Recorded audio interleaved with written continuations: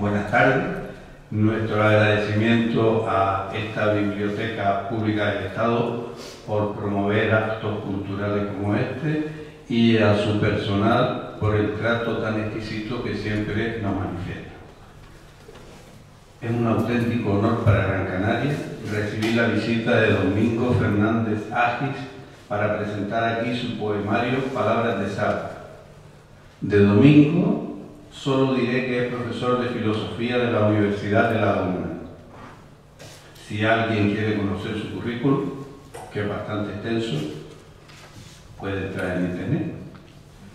Para mí, lo importante hoy, casi que lo único, es el libro que acaba de ver la luz. Y me refiero a su contenido poético, filosófico y también reflexivo. Varias personas hablarán sobre él a continuación.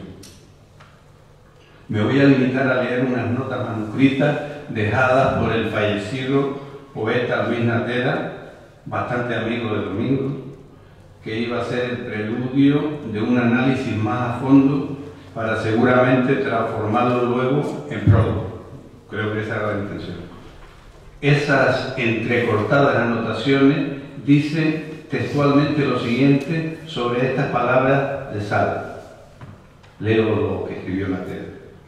Los poemas que tienen un asterisco son los que más me han gustado. Impresión general, expresión recia y limpia, con mucha carga lírica. El mar es el lugar de la libertad y tal vez de la salvación. Si yo veo desde la isla o vuelvo a ella, tu viaje, se refiere a Domingo, es el contrario. No se trata de volver, sino de huir con gallardía, pase lo que pase, que es lo que tiene que pasar.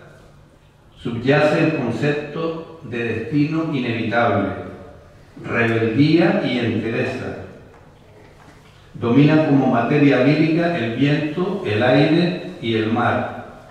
Me gusta cómo abordas sus profundidades, líquenes o restos de barcos hundidos. El mar es el que todo lo traga, pero el tiempo provoca placeres líricos y sensaciones gratas. Me gusta especialmente el poema Los Delfines. Tal vez los verdaderos amigos, cómplices, sean los que han sabido entender y ríen sin parar. Hace aquí Natera referencia a lo que se dice en el poema Los Delfines, que ríen. Y continúo con las notas de Luis Natera. El tono general del libro atrapa. Es una confesión llena de matices y en las antípodas de lo barroco o de lo oscuro. Me ha gustado muchísimo. Así acaba. Muchas gracias a Luis Natera por estos preliminares apuntes sobre Palabras de Sal. Repito lo que dije al principio. Hoy, ahora, aquí, para mí al menos, lo importante es el poemario y no la biografía de los intervinientes. En primer lugar, doy paso a Aquiles García. Hablar de la parte técnica de un poemario, como se me ha pedido para la presentación de este Palabras de Sal, de Domingo Fernández Agis, a quien agradezco la oportunidad de la lectura previa al estreno, me parece cada vez más una tarea inútil, según crece en mí la creencia de que esta solo debe ser desvelada al público lector, ese desconocido, para llegar al saber poético del texto, es decir, a su reconocimiento como experiencia vital y abandono deliberado a sus avatares. Y, por supuesto, no más allá de la cantidad suficiente. Pienso, además, que esta efectividad explicativa de los recursos que el poeta haya utilizado en su construcción es lo que marca no si es buena o mala, si gusta o no gusta, sino si la obra ante la que nos encontramos sirve o no como paisaje a recorrer. Trataré de ajustar mis palabras a este principio. Un paisaje que en este caso no es territorial, sino una observación marina del territorio, en mayor grado y en todo caso. El poeta se embarca, como deja patente antes de comenzar el periplo en la cita de Nietzsche, en la alegoría de un viaje por mar que tan buenos resultados ha dado en la historia de la poesía. Un viaje en barco es siempre muy poético. La nave es imagen de la existencia, el trayecto, la vida con principio y fin. Dicen unos versos míos en el poemario llamado precisamente Isla y Vuelta. Es una nave sobre un mar ideado y de ideas, pues de las tendencias que hay en el quehacer poético, según escapaban, Domingo Fernández Agis eligió el filosófico. Y afirmo esto no solo porque aparezcan menciones expresas del mundo del pensamiento en el texto, como los delfines imbuidos en la filosofía de Demócrito en el poema Los delfines, sino también por las continuas formulaciones de este tipo que, comenzando o terminando poemas, redondean la obra. Por fin, insectos. ¿Para qué necesitamos dioses? Nos dice en el último verso de Al pisar tierra. Pero sobre todo, e importantísimo, desde el punto de vista del que me he comprometido a hablar, porque esta lógica conforma el esqueleto que sostiene todo el poemario, siendo la principal responsable del orden de los poemas, concienzudamente elegido o devenido, apoyado en un muy cuidado correlato objetivo, de difícil ejecución si tenemos en cuenta la cantidad enorme de caras que la multitud de motivos poéticos del medio marino ofrece al creador, pudiéndose caer en que el mismo objeto sea metáfora primero de una y después de otra cosa. En estas palabras de Sal no pasa esto, siendo entonces las imágenes muy variadas y perfectamente elegidas para cada significación, la cual dejo en la búsqueda de los lectores.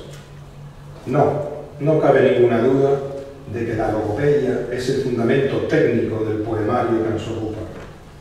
En tierra algunos hacen de estas asperezas poesía, en el mar yo solo alcanzo a nombrarlas. Concluye en la vida. Un nombrar que aspira a interpretarla, precisamente de la misma forma que Eugenio Padorno, otro poeta del pensamiento, dice en la mención elegida por Fernández Agis para cerrar esta obra que hoy felizmente presenta.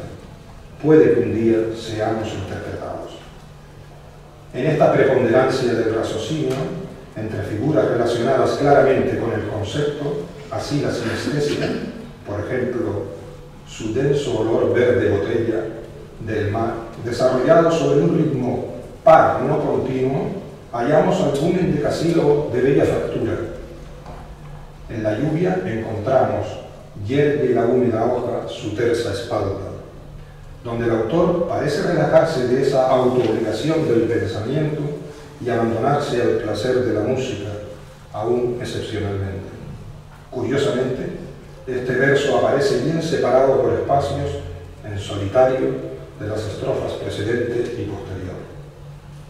Esta travesía es de ida y vuelta, lo que salva la mención inicial a mi obra propia, de la petulancia y la hace razonable. Se trata de salir para volver a entrar, abandonar para retomar, en el caso de Domingo Fernández Agis, con la reafirmación del pensamiento de que vivir es dejarse de ser, dejarse llevar, como elucubraba en alta mar, o dejar que el tiempo pase buscando bocados deliciosos entre las basuras. ¿Alguien puede definir mejor la libertad? Ya de vuelta en tierra firme. Este ángulo de mirada desde el mar, y no solo hacia el mar, constituye a mi juicio una de las características principales y distinguidoras de la literatura canaria, tan desconsiderada cuando no despreciada sin disimulos en el ámbito de las letras españolas no isleñas, y hace, a palabras de Sal, una prueba legible de su realidad. Felicidades, Domingo Fernández Agis, por su presentación. Encantado de conocerle y quedamos en la palabra con sal o sin sal. Muchas gracias.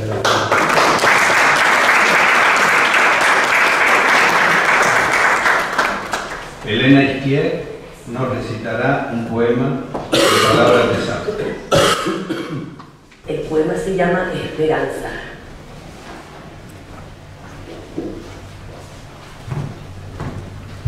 Tenía esa noche todo tu dolor prendido en la boca.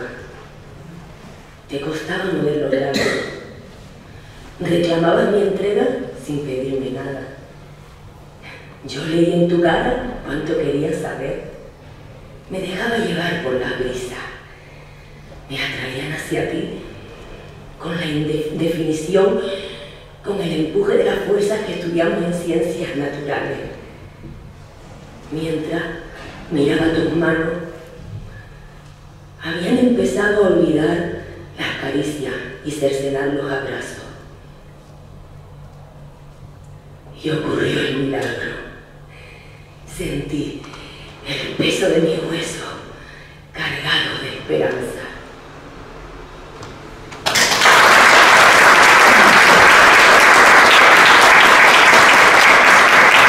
A continuación tiene la palabra Olga Chulani. Buenas tardes.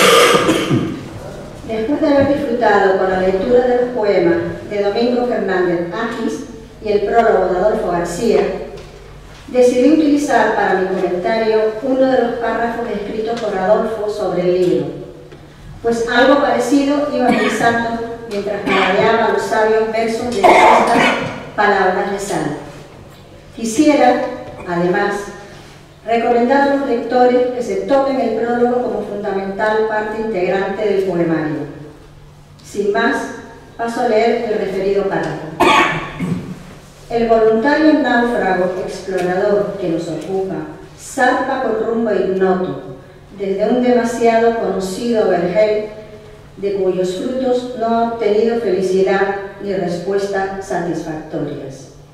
Pero no huye como cobarde porque sabe que tal tipo de persona suele intentar escapar de sí mismo. Sin embargo, Domingo no abandona a nadie ni nada, tampoco su propia esencia, aunque sí, posiblemente, dosis de su circunstancia.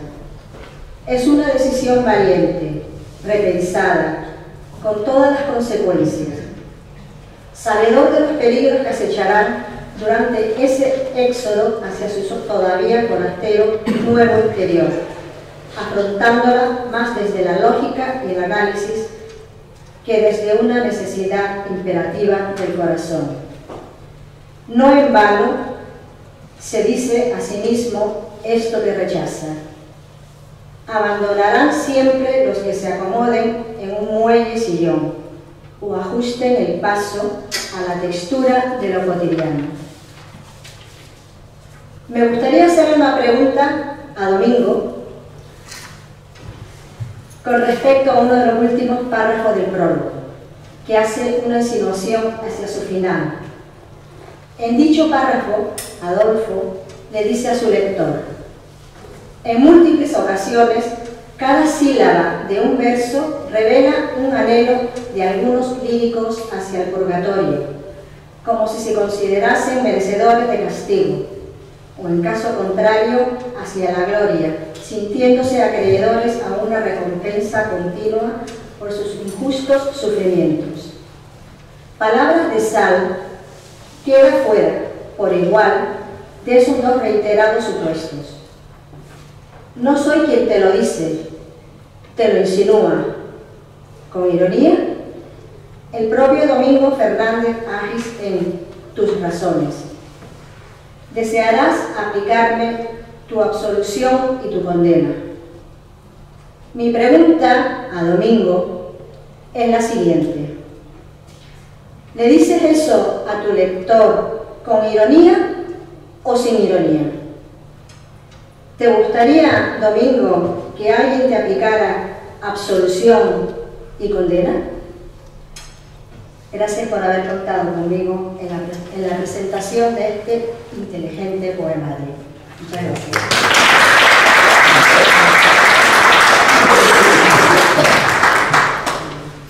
El joven Ángel Chavarría recitará un poema de palabras de sal.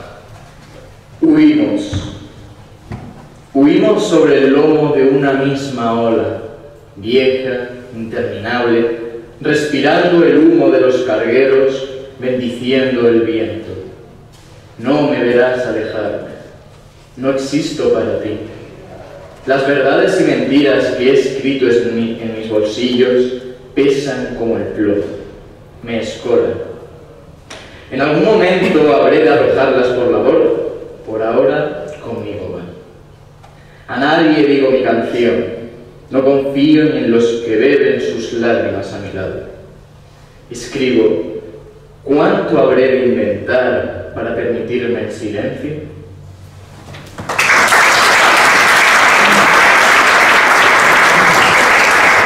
El turno ahora es para Jorge Miranda. Historia de una memoria. Sendas de voces y ediciones Dot.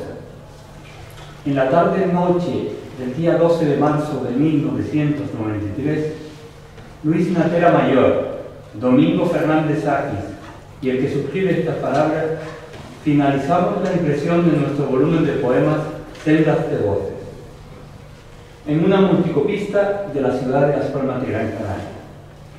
Ese mismo día se cumplían 4 años de la presentación de un informe de Tim Berners-Lee en el CERN, Laboratorio Europeo de Física de Partículas, que supuso el nacimiento de la World Wide Web, con el fin de intercambiar información de forma rápida, ágil y organizada, para ahorrar tiempo y trabajo.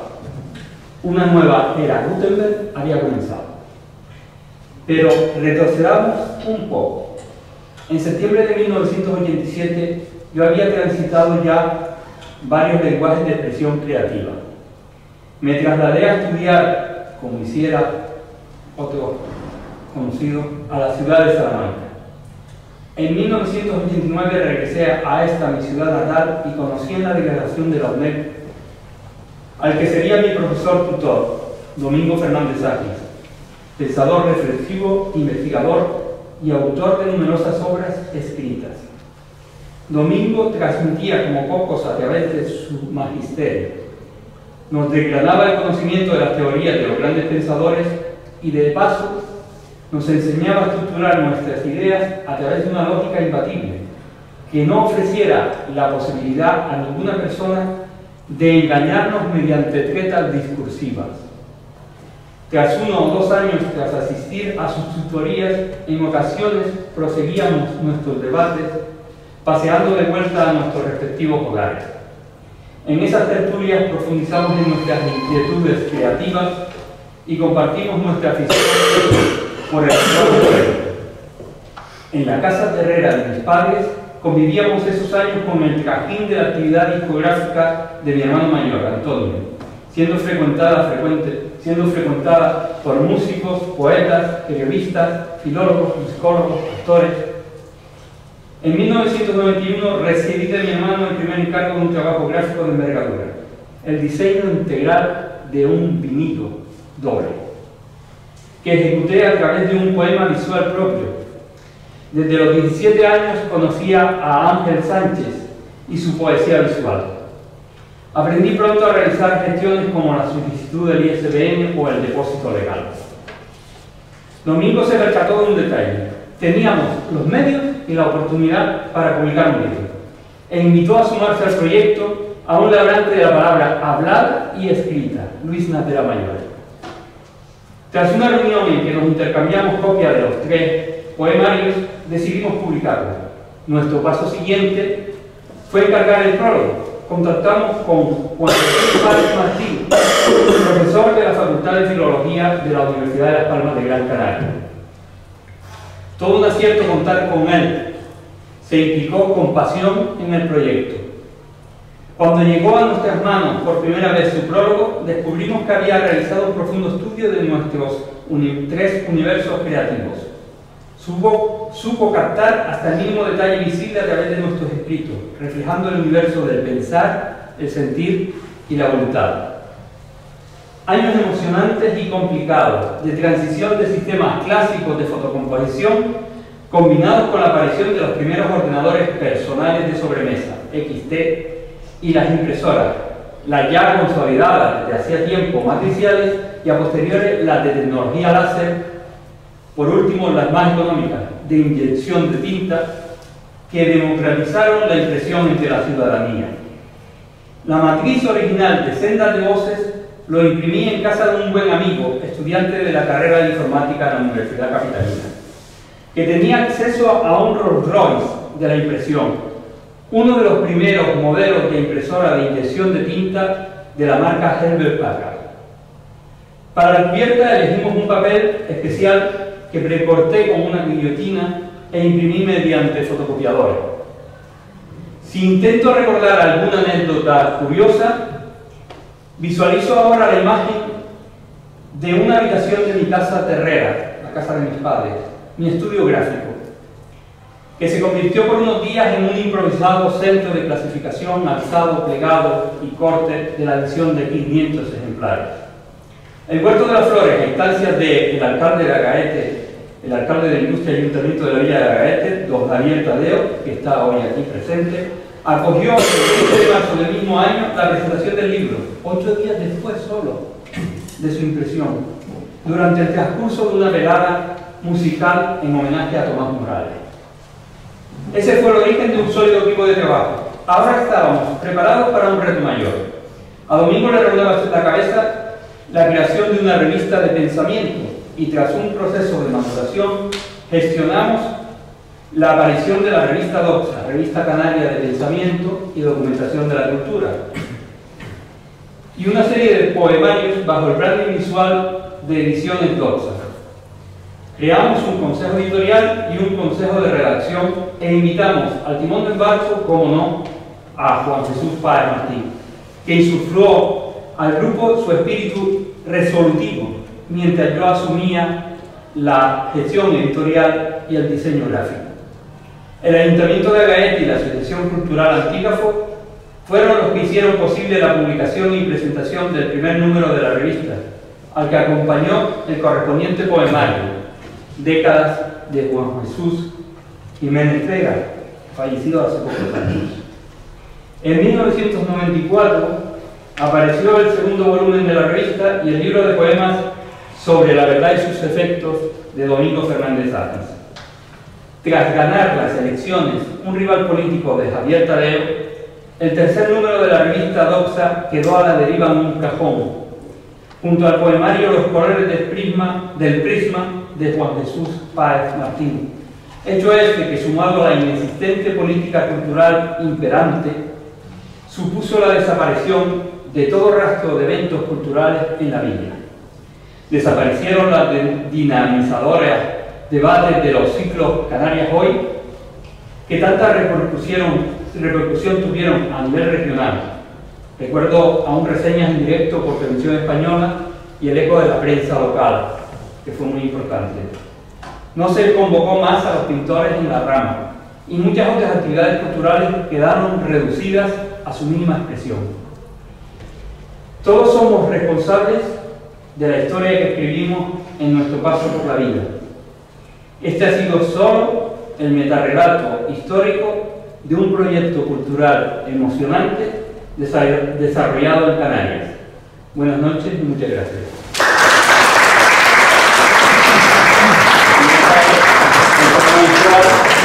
Ángel Chavarría recitará un segundo poema. Entre lo oscuro. A veces se oyen sirenas entre lo oscuro y uno siente la misma inquietud del que está cruzando la vía justo delante de un tren. ¿Nos arrollarán? Esa es mi pregunta. Tan solo una vez me atreví a decirla en voz alta. Me miraron todos como quien observa a un loro que, por los caprichos del ars combinatorio, ha acertado a pronunciar 3 palabras conexas y razonables. Estaban irritados. Por eso, ahora callo mientras escucho su inquietante canto.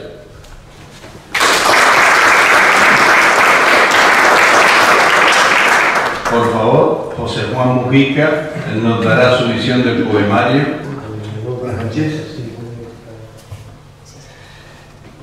En este poemario, Palabras de Sal, el autor se instala en un viaje donde el pensamiento se manifiesta como una nave que boga por un punto ducto de disquisiciones en que olean un sinfín de acertos, preguntas y quejas de las cuales se gusta repujar el maniquí del corazón humano.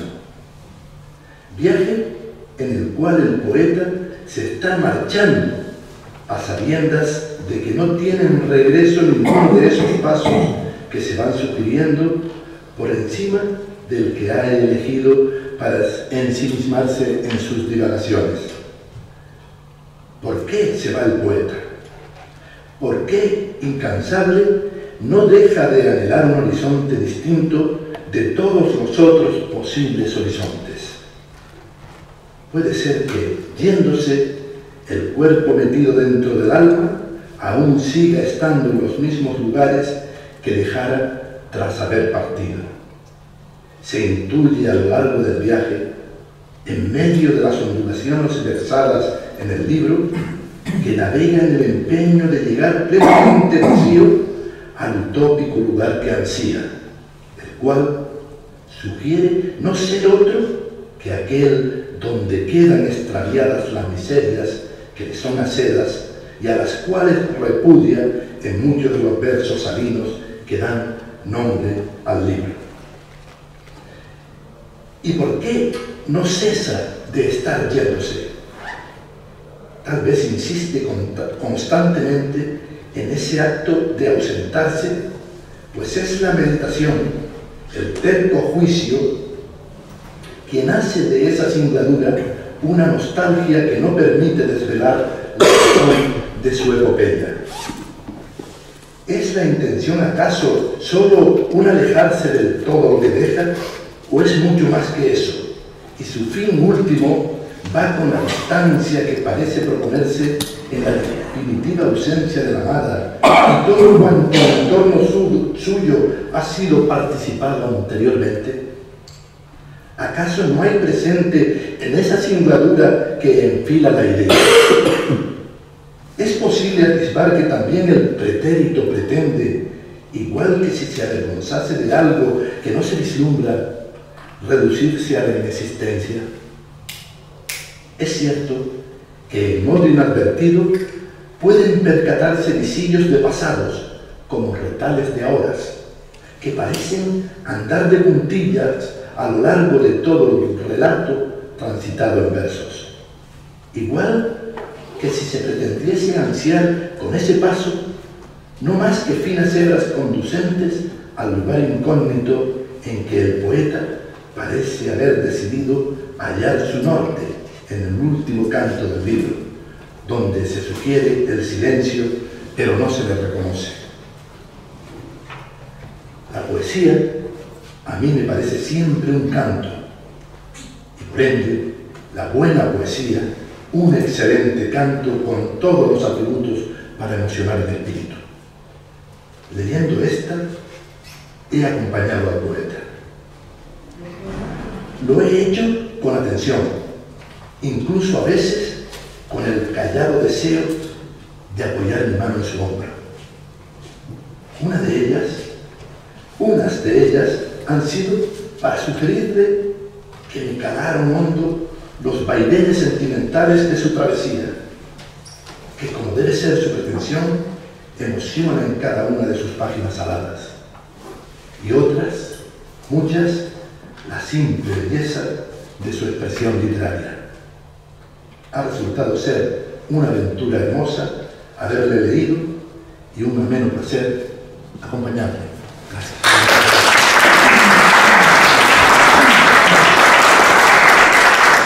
Elena Izquier recitará su segundo poema del libro presentado. Respirar.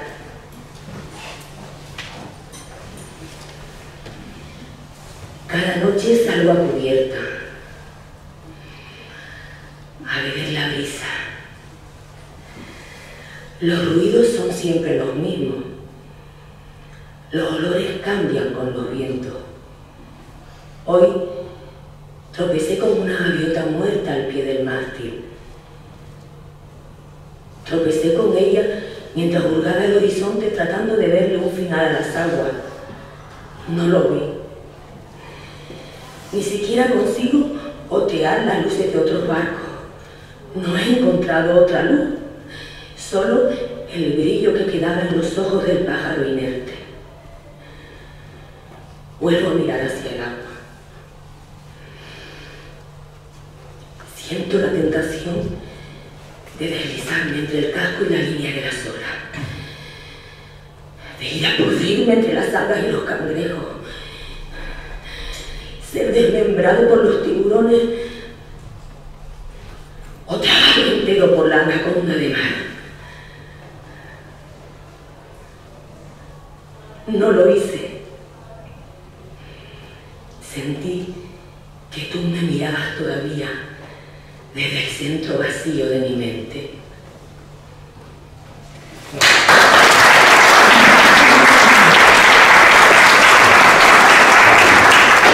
Ahora saltamos a la parte musical. Nos acompaña Luis Fajardo cantando 3 poemas que él mismo ha musicado. Repito por tercera vez que para mí no es hoy día de contar biografía. Por favor, Luis Fajardo. Voy a tocar 3 poemas. Gracias por contar conmigo. No soy cantautor, soy profesor de matemáticas recién jubilado hace poco. O sea que...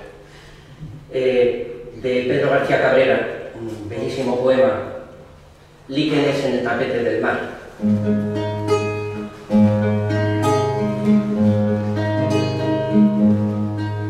En el tapete del mar, el cielo con sus estrellas está jugando a los dados y el faro sigue en sus 13 guiándole el ojo a los barcos, y el faro sigue en sus 13 guiándole el ojo a los barcos, y por la tarde las torres, las chimeneas, las casas van de paseo en sus sombras para bañarse en la playa y columpiarse en las olas y aprender nuevas sonatas.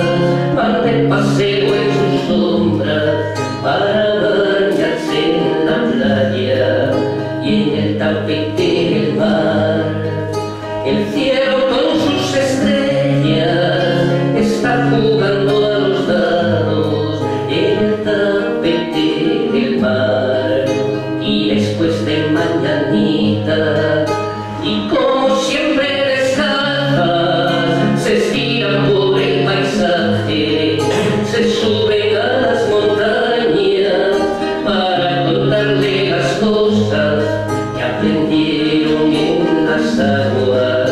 Y después de mañanita, y como siempre descalzas, se estiran por el paisaje, se suben a las montañas para contarle las cosas que aprendieron en las aguas, para contarle las cosas que aprendieron en las aguas.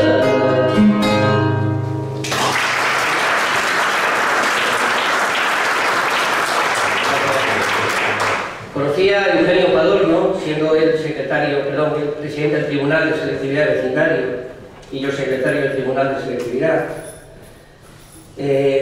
Y hay un poema de él, Eugenio Padorno, ya que lo han nombrado. Hablo el postigo de la luz. La idea del postigo es muy andaluza, mi madre es de Granada, mi familia, y me parece un poema bellísimo.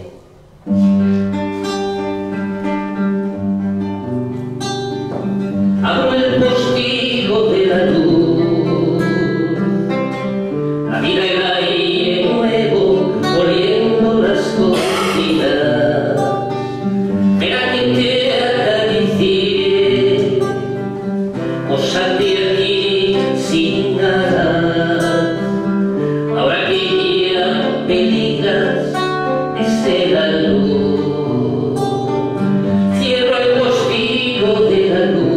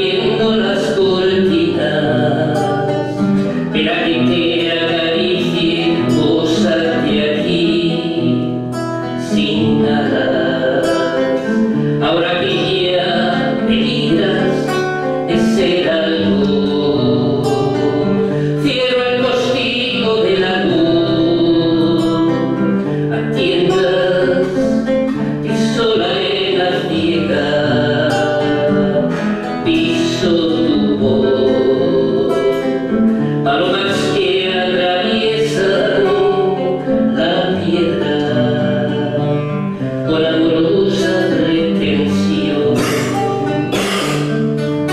Es el aire, venga la noche, eche su llave a todo cuanto pueda, porque mañana a nadie encontrará en la casa, porque mañana a nadie encontrará en la casa.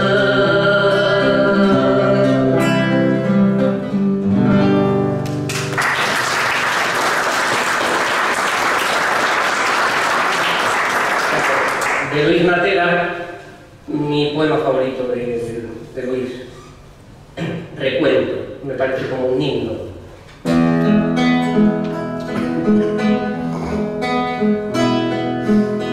No solo el mar nos atraviesa el alma con su eterno rumor entrecortado, sino el fragor del monte iluminado y el aire limpio de la noche en calma.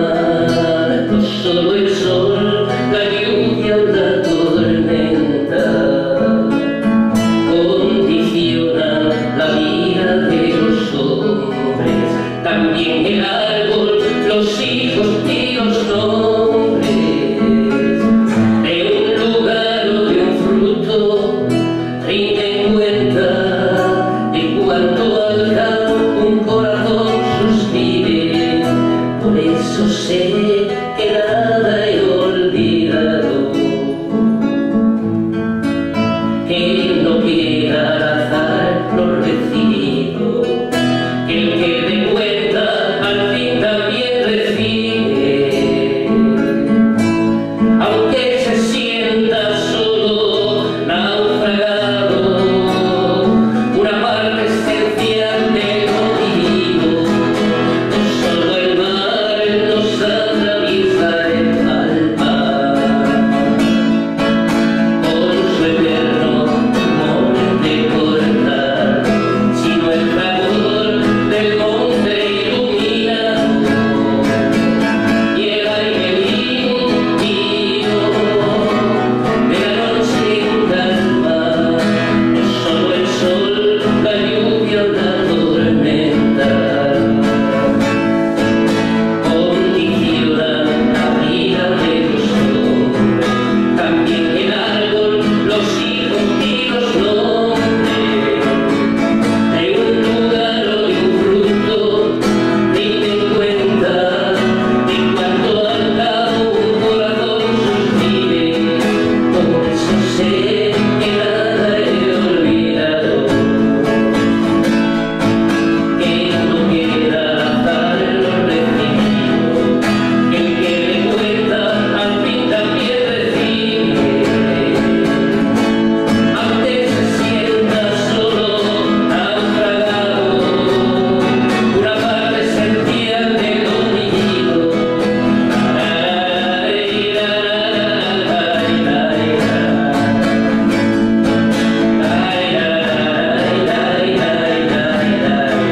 de cuenta al fin también recibe, aunque se sienta solo, naufragado, una parte esencial de lo vivido.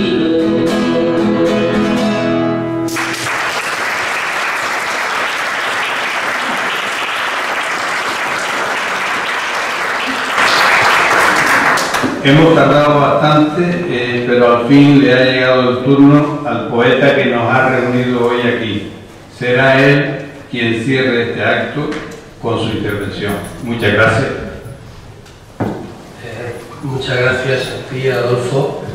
Has organizado un acto precioso y estoy muy emocionado de estar aquí viviendo estos momentos con ustedes.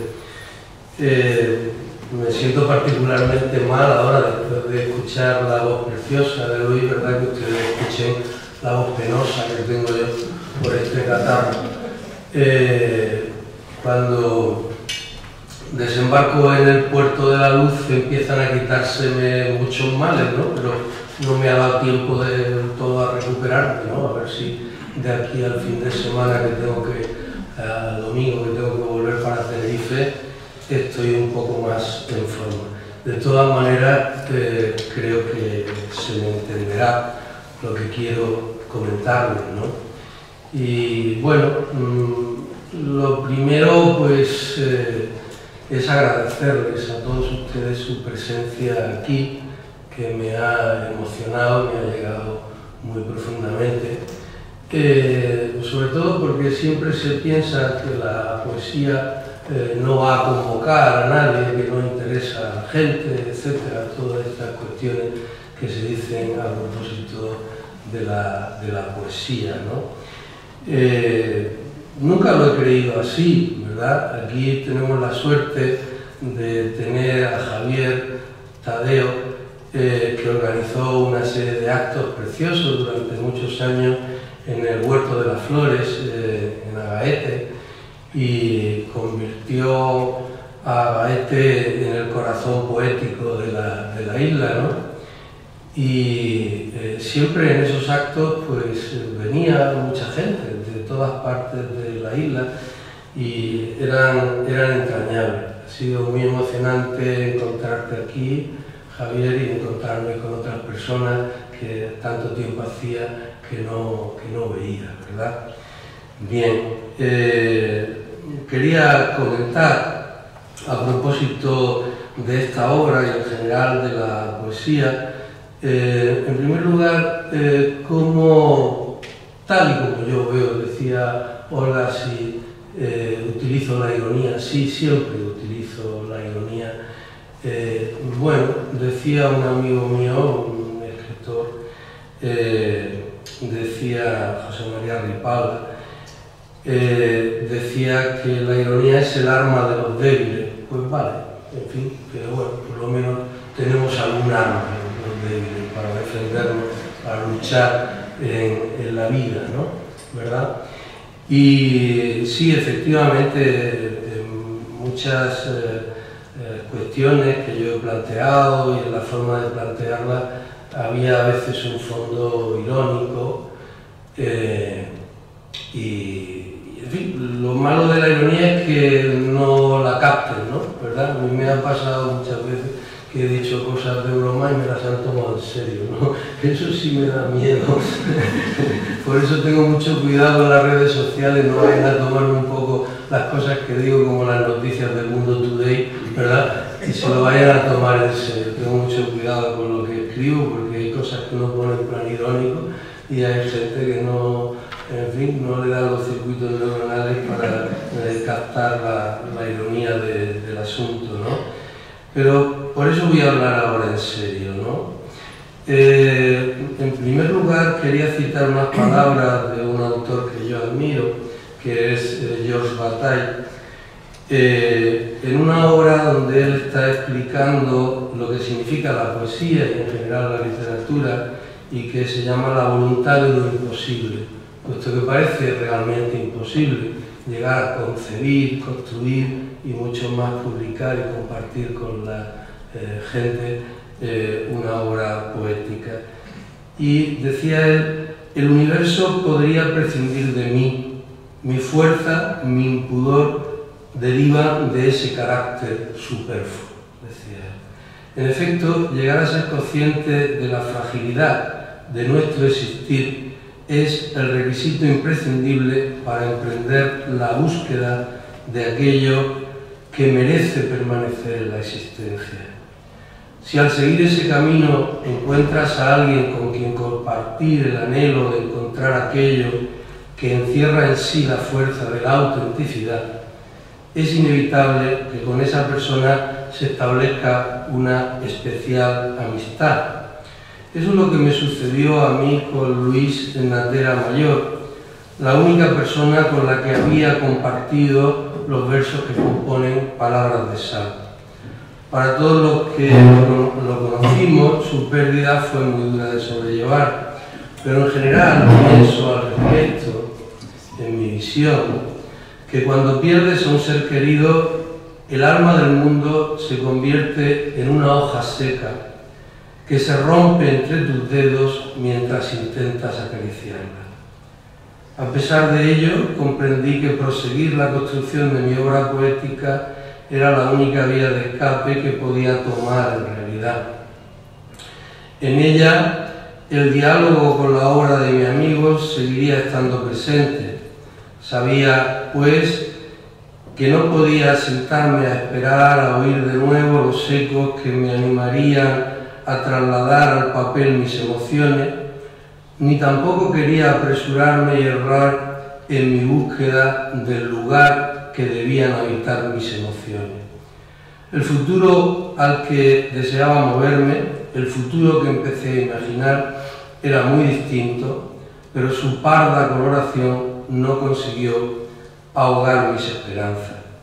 Coincido también con Bataille cuando afirma lo siguiente: el movimiento de la poesía parte de lo conocido y conduce a lo desconocido.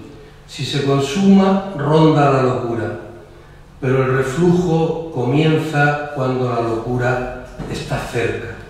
Hasta aquí la cita de Bataille. Ojalá sea así. En definitiva, la tarea de construir una poética no puede desvincularse, a mi juicio, de la búsqueda de respuestas a dos interrogantes esenciales. La primera de ellas es cómo construir lo que necesitamos para vivir. La segunda, cómo evitar que se desmorone lo que hemos construido. Esas son las dos grandes preguntas que me abruman. Es cierto que a veces las respuestas que les voy encontrando no se tienen en pie el tiempo que yo desearía. Pronto las dudas me asaltan y hacen reflotar mis miedos, pero he de seguir adelante y bien sé que no podré hacerlo sin la ayuda de la poesía. Muchas gracias.